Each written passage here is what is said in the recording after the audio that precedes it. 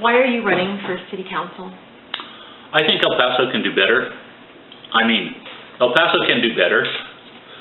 We have among the highest property tax rates in the country. Can I stop you right there? Yeah. 3, 2, 1. Why are you running for City Council District 8? I'm fighting for the real El Paso. I want to fix the potholes. I want to create jobs for the people, and I want to put, I don't want to say hold the line on taxes, and I want to stop the ridiculous tax increases we've been facing. Let's start over again. Why are you running for City Council District 8?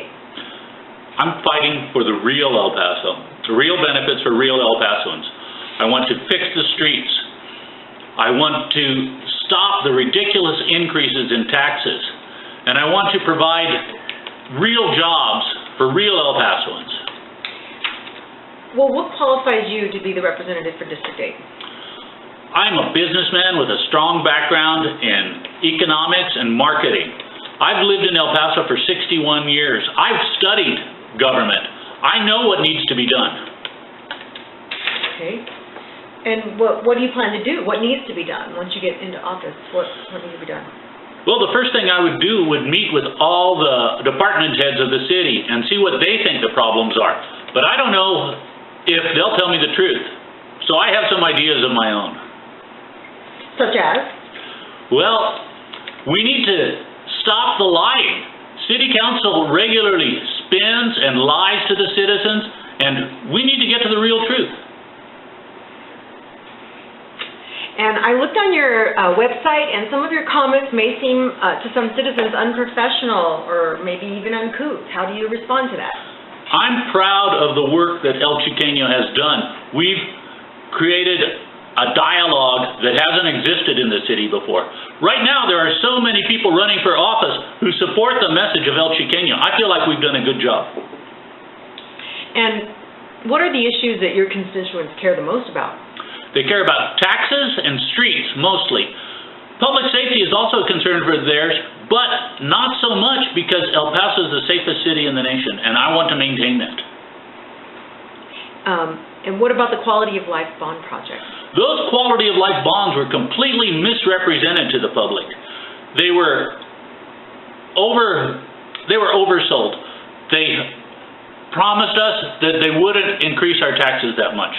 They promised us that each of those projects would cost less than they actually did. And they promised us that those quality of life bonds would create economic development. And so far, that hasn't been the case. What are the options about them? What are you going to do now? I would delay spending any more money on those quality of life bonds as long as we can.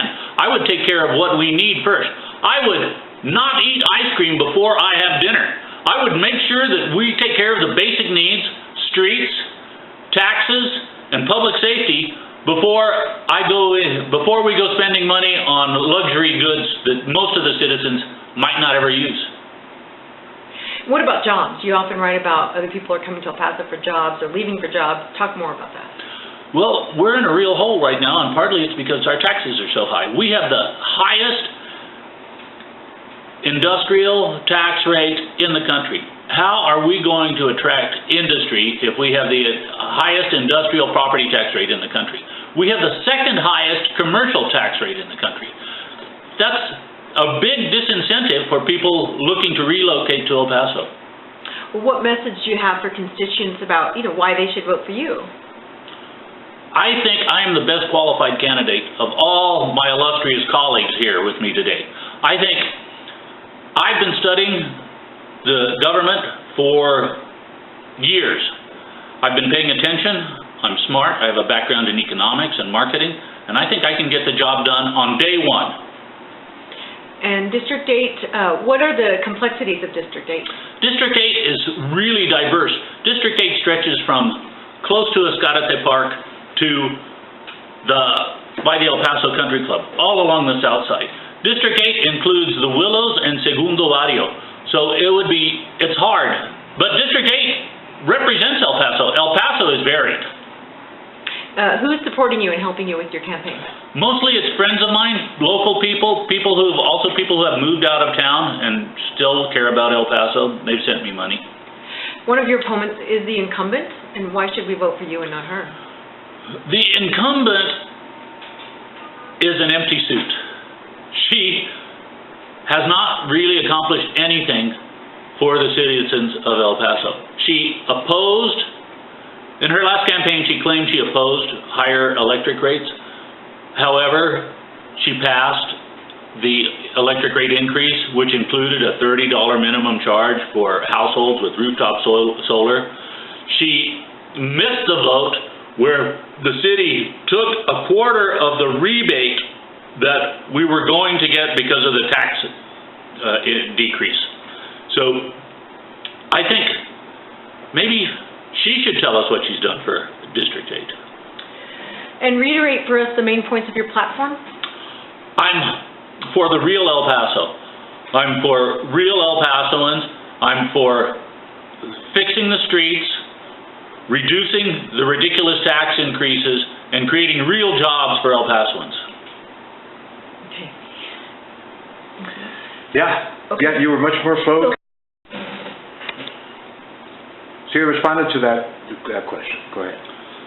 I am a businessman with a strong background in economics and marketing.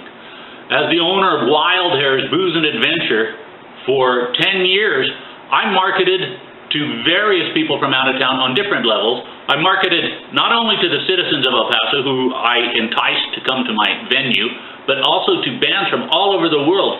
Bands like Cake, bands like the Meat Purveyors, bands like, what's the name of that guy, that blues guy there? Philip Walker. Philip Walker, no, the other one. You're talking about. How about Alejandro Escobedo? Yeah, Alejandro Escobedo. No, you're talking about Muddy Waters guy. Yeah. Jim. The singing brakeman. What's his name? Huh? He's got the same name as the singing brakeman. The country guy. Oh. Anyway, we digress. Jimmy Rogers. Jimmy Rogers. Jimmy Rogers. Okay, now when you say Wild Hairs, I would not say Wild Hairs Booze and Adventure. Don't say that. Because what did he say? As the owner of the nightclub Wild Hairs, which many people remember and many people went to. Right. I got to know many people from out of town. Okay. What in your background prepares you for this job? I've been preparing for this job my whole life. I owned Wild Hairs for 10 years, which was a venue for national touring acts. We hosted bands like Cake, bands like Jimmy Rogers, bands like Alejandro Escobedo, bands like Philip Walker, great blues acts, great rockabilly acts, great roots rock bands. And I marketed on two different levels. I marketed not only to the clients in El Paso, but also to bands all over the world. I've had people tell me that the bar, Wild Hairs, is famous in Europe. I think I can do this job. I've been practicing for this job my whole life. I like that. You're not being conversational. You're being very. Well, let's wait. Stop. Let's watch the video. So